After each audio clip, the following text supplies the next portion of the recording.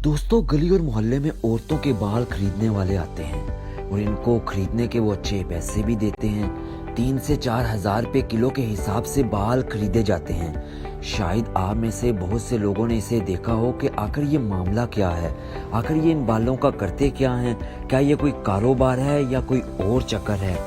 तो मैं आपको बताता हूँ, ये एक कारोबार है।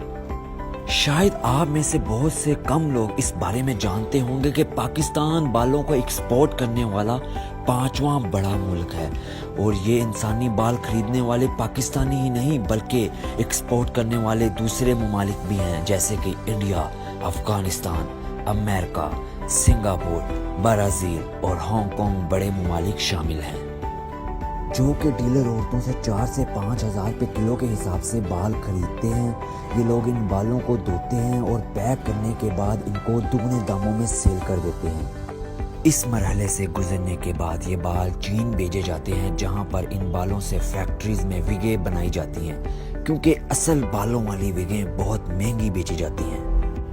एक अंदाजे के मुताबिक पाकिस्तान में रोजाना 1 टन बाल जमा किए जाते हैं। इस हिसाब से 30 टन बाल सिर्फ पाकिस्तान में ही एक्सपोर्ट किए जाते हैं।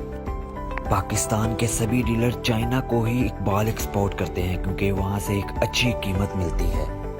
और आपको ये बात सुनकर हैरत होगी कि औरतों से ये खरीदे हुए बाल 3 से 4 लाख रुपए के हिसाब से भी बेचे जाते हैं।